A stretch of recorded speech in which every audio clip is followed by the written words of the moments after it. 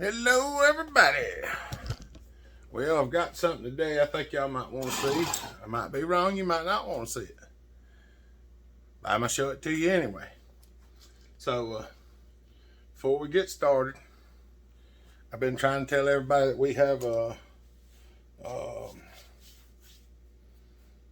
apparel store link in the description. And we have a Facebook group called Hopper Nation. I put the link in the description. Also, if y'all are looking for something else to look at sometime, Fat Matt Chop Shop, I'd like for y'all to check him out. He's been a supporter. He helps me with a lot of things, and he's a really good feller. And he's trying to build up his YouTube channel. So if you get a minute, go check out Fat Matt Chop Shop. I don't think there's an S in it. I think it's just Fat Matt Chop Shop. I would appreciate that if y'all went and checked him out, because he takes care of us, helps us with a lot of stuff. Now, I hear Dad coming, so that means I'm probably gonna have to stop filming here in a minute. But we got something special. I'm gonna show y'all some of the kind of behind the scenes of what I do whenever y'all aren't watching. So give me a minute, I'll bring you back. All right. What I was saying is I'm going to show y'all some of the things that go on that we don't normally film. So I might have to move you around a little bit to show you some of this stuff, but hopefully you'll be able to get the gist of it pretty well. Oh, here's what we got. This is a MS-880 clone for Mr. Scott. Y'all probably seen him on Hopper Nation. He sells some of these aftermarket clones and stuff like that.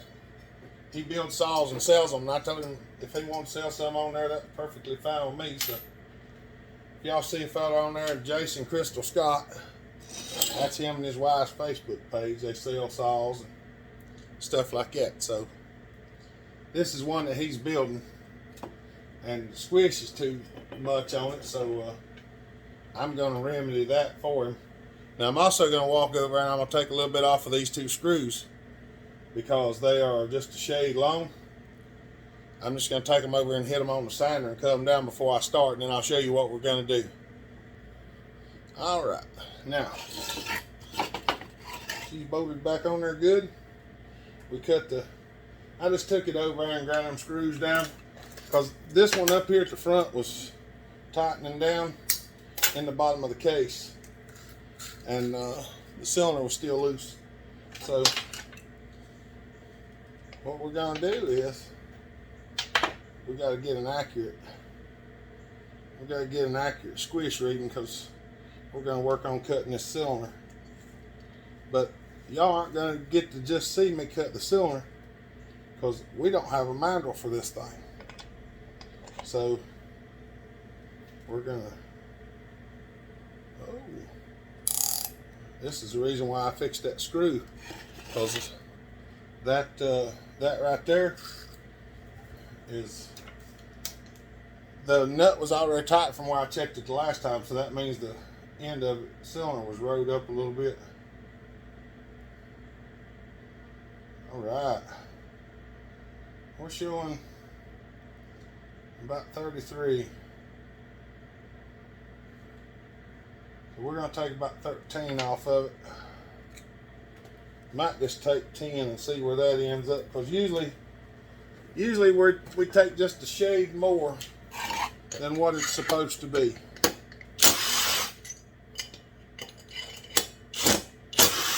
We'll see how true it sets. Now that y'all seen that, we're going to get to the part that I think y'all are going to find the most interesting. I don't have a mandrel for this thing, so I ordered this chunk of aluminum, which will just about fit in the hole, but not quite. So we're going to go put this in the lathe and turn it so that it fits this. And then I will have mandrel for 60 millimeters, so that'll make it easier for doing the 880s and the 3120s. So let's get rearranged. All right, I got the dial indicator set up on there. We're gonna give it a sweep. Man, that thing's close. I don't know if y'all can see this or not. Now, I have not started. Let me see if I can get y'all in here. I haven't started trying to set it in there yet, but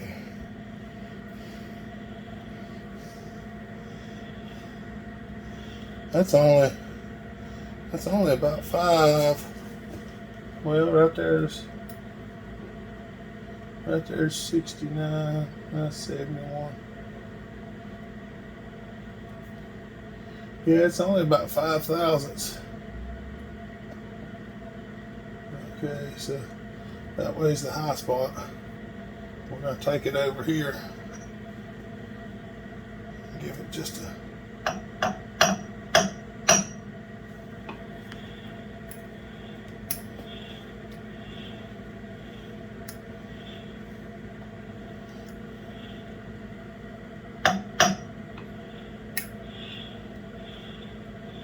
You know, I reckon y'all can see that. I'm going to call that good, because there are some ridges in that piece of material, and I think some of it jumping up and down on them high ridges that's on that thing, and I'm going to turn it anyway, so that's going to be plenty close enough. Yeah, that little jump is only in one spot, and there's a there's a drag mark right there. Can y'all see that drag mark? Nope. Look here. That jump. See that drag mark right there? That's where the jump's at. So that thing is pretty well on until right there it jumps. It looks weird because it does some funny things, but that's where it's at. All right. Let me, I'm going to pause it and move y'all. All right. We're going to go with this. It says 2.377, 2.378, somewhere around in there. Cylinder.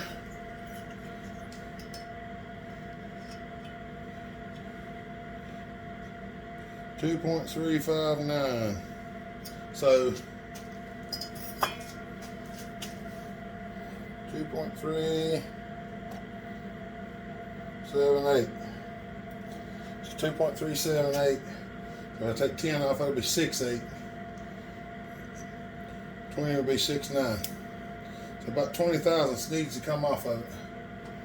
So let's see what we can do. We're not going to be taking no ripping passes or nothing like that. We're just going to touch off and take a little light passes.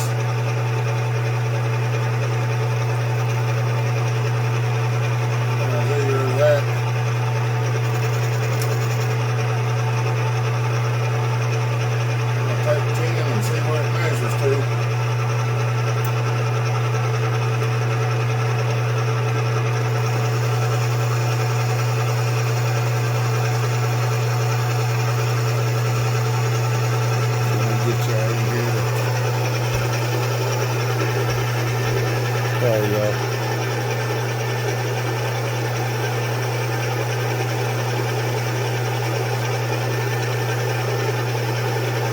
I should have marked the depth that I actually need to go, but I haven't done that.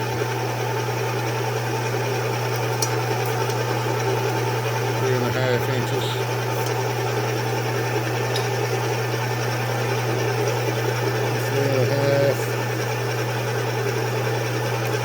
If I can find my marker.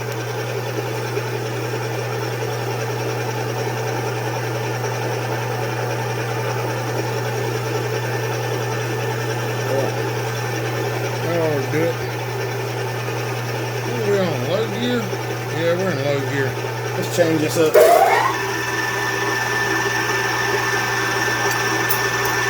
I'm gonna be here all day.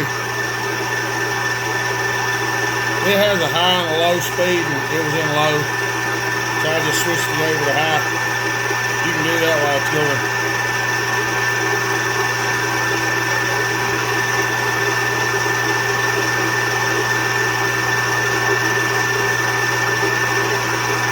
I was going to set you up on the tailstock like I usually do, but I've got to use the tailstock eventually, so I'm going to try to move y'all just a little bit and keep you in the frame at the same time.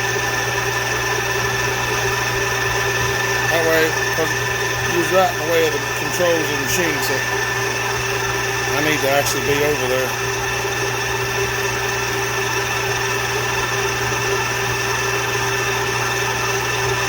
I cut it a little bit long because I still got to face the part.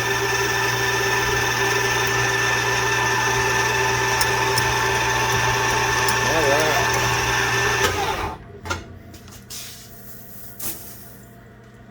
Let's see what it measures now. I'll do a cylinder test. Sorry, y'all. Y'all know how disorganized I am. Close, but not yet. See what it measures.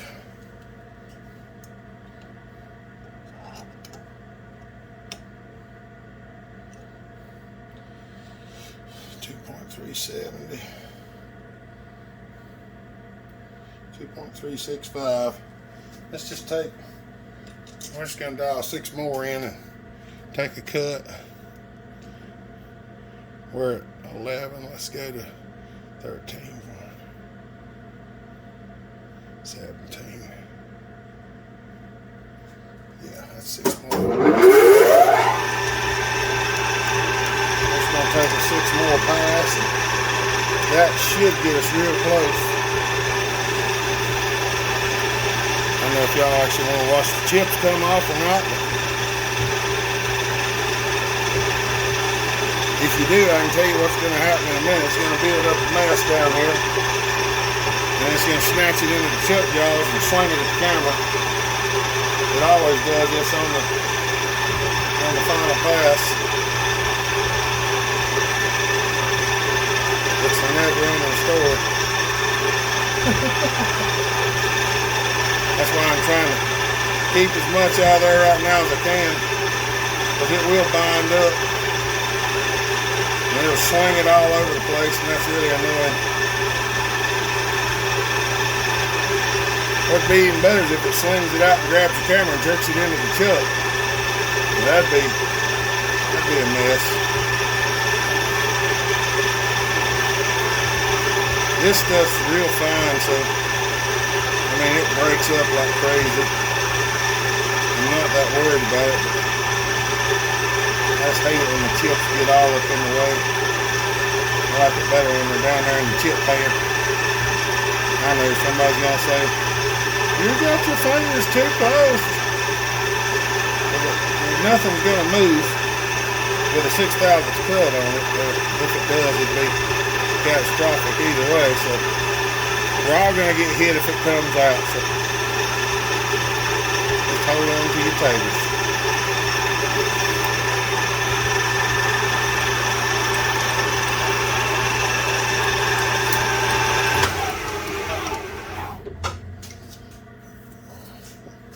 We'll be all right. I've only been hit by stuff flying out of the lathe once.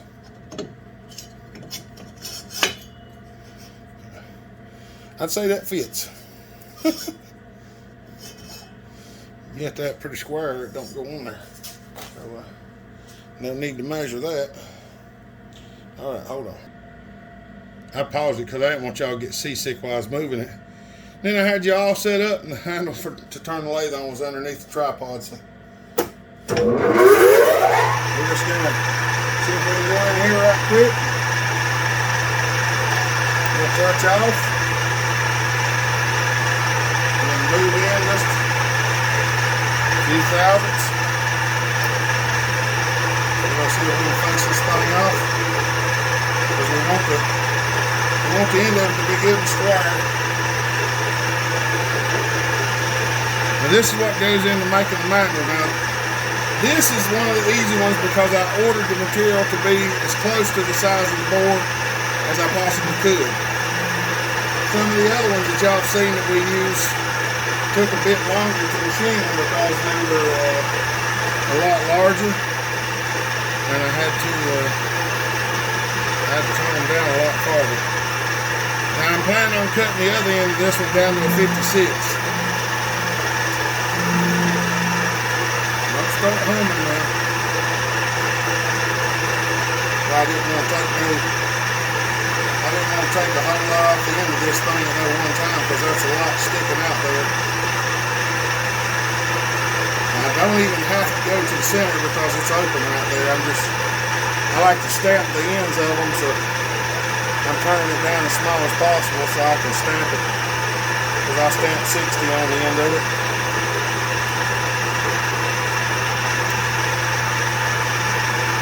There we go.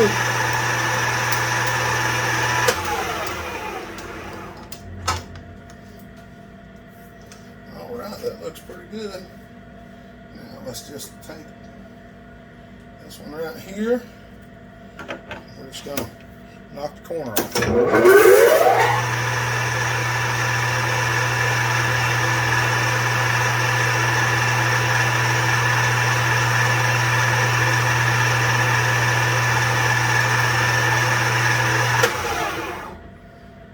We just knock the corner off it. That's all we want to do. All right.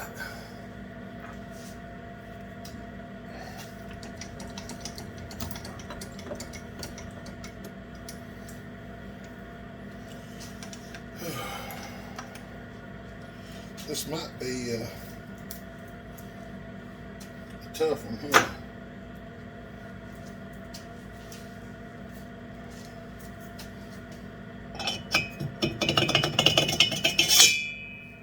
All right.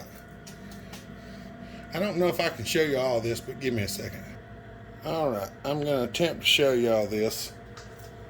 I don't know how it's going to come out on camera. Trying to see if I can. Y'all want to watch these numbers right here, and right down here I've got a bit that I'm going to touch off. So I've got this set up in the lathe so that it'll spin. It's a little bit fast, but it spins. I'll slow it down a gear. That's a little more better. All right. So what I'm going to do is I'm going to come in here to one corner. I'm just going to touch off, and it touched right there, so I'm going to zero this. I don't need to zero the top one yet, but I'm going to back up, come in, and we're at 2/10. So I'm going to turn it to this one.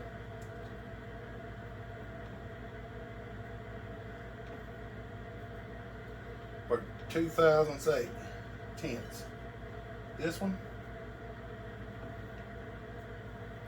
2.4. This one 0. So what that tells me is we're within 2 thousandths of being square, which for an aftermarket cylinder is not bad at all. So I'm going to go in here. Sorry, y'all. I'm actually going to have to go in here and touch off. We're going to go there. Go in. I'm going to touch that. Zero it. Now I'm going to back up to my zero.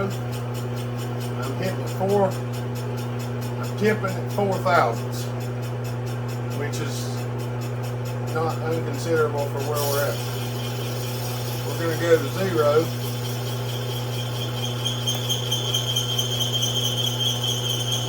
And engage. We're gonna see what kind of let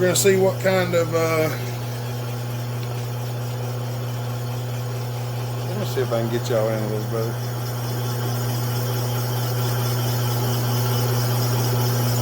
What kind of surface finish we get here. I do not know why it's jumping.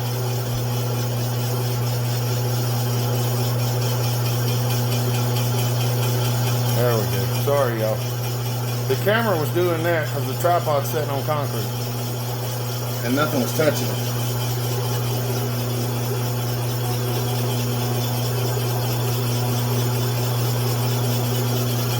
Let's see what kind of finish we get. I'm trying to watch the camera so I can see sort of what y'all are seeing. See how it had like a fat spot down there? I think I'm only going to take about 10 off of this thing. Because it's going to get close if I take too much off. It was about 4.5. Even though it was close to 0 on the edges. That's why I want to see where it goes. There's a lot of thought process that goes into this. It's not simple math. It's guessing math.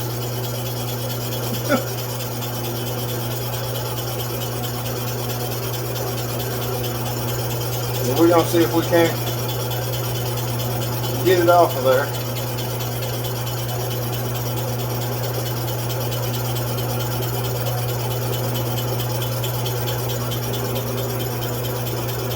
Y'all might even be able to see a little better than I can.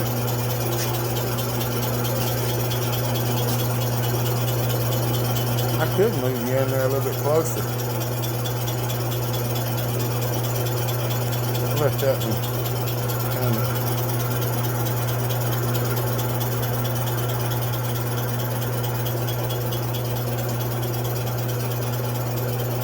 I'm going to move y'all over here in a second. I guess I could stop it before it runs out. What fun would that be? We're getting to the boat holes.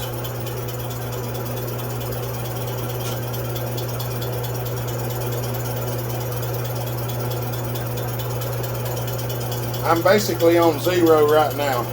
That was it started tipping at 4 thousandths and 5 tenths.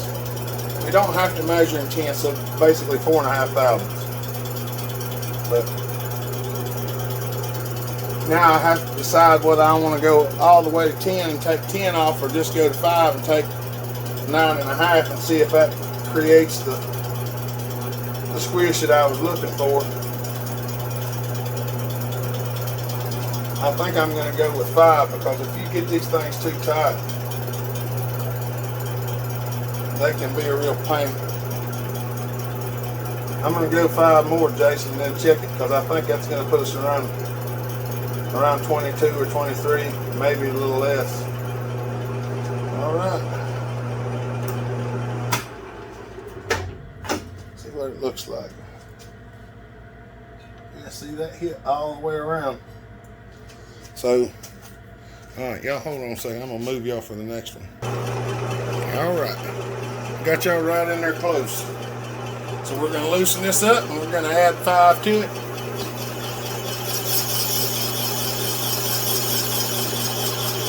There's 5. And we're going to press play if we can get it to go in here.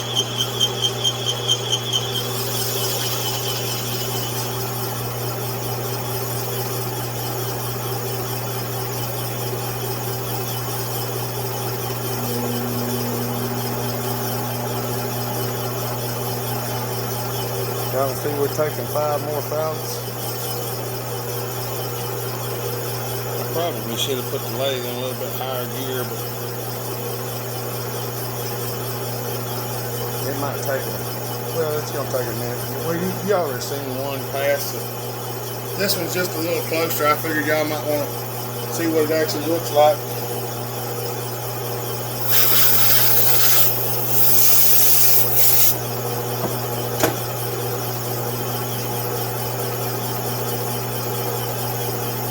I'm just friction driving it off the end of that thing, so if anybody's wondering.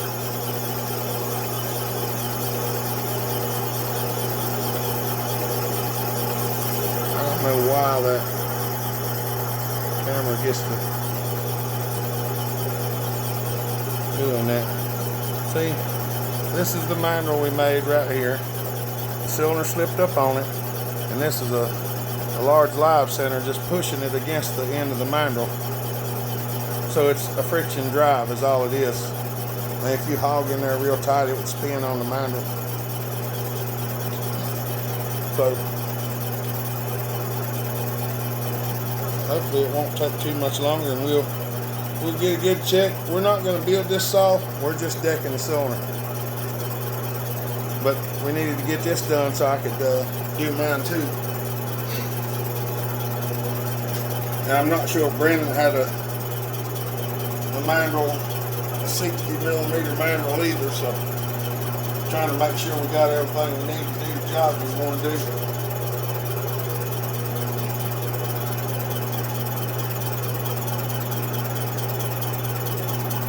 I could speed it up, but I don't really know how to do that. I mean, in the editing. Y'all can just fast forward a little bit. You probably will anyway.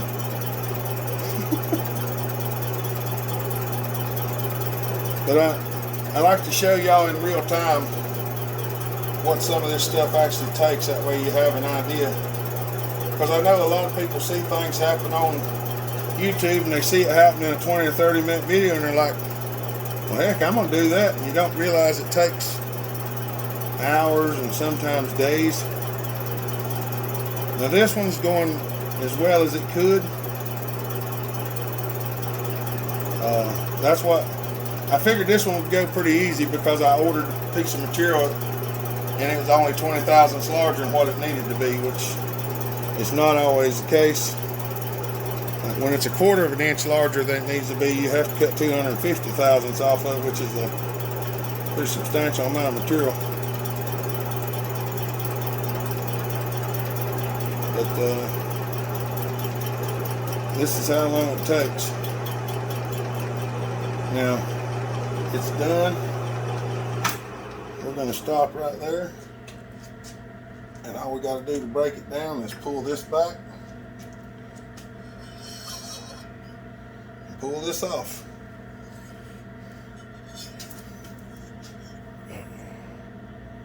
There you go.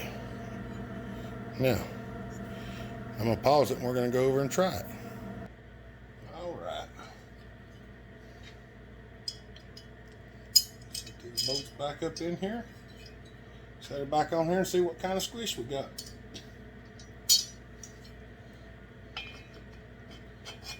It should be in the 20s either way.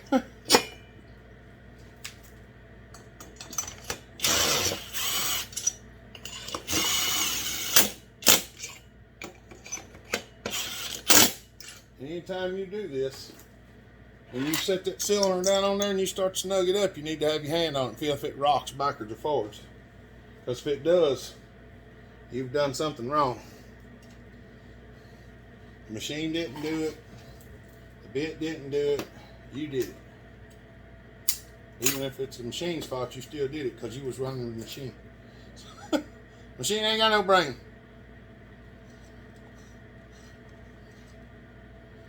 Oh, come on. I'm going ahead and running it down and back around. We're gonna have a little look and see.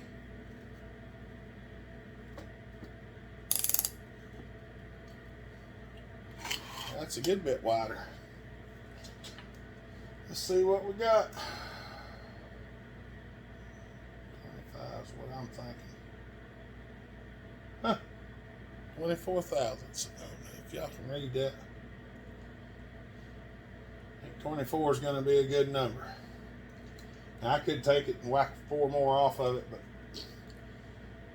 it's a big saw. Start getting down there.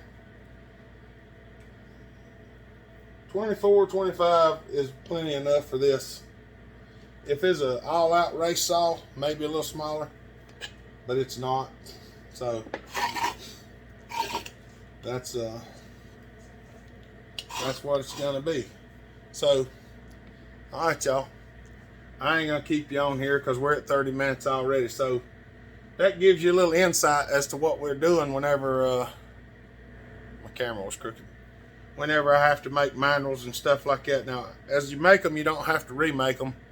But on saws that I don't have them for, which are a good many, I have to make them. So that's what it looks like when I have to make a manual. That just gives you an idea of kind of the time that goes into it. Like I said, this is the best case scenario. We've had some takes a good bit more time, but I've got a lot of stuff made up now, so it's getting faster and faster. But that's the way it goes. You see anything, go down in the comment section. We'll talk about it. Hope y'all have a good day. Stay safe, be kind, treat each other the way you want to be treated. God bless. Bellhopper out.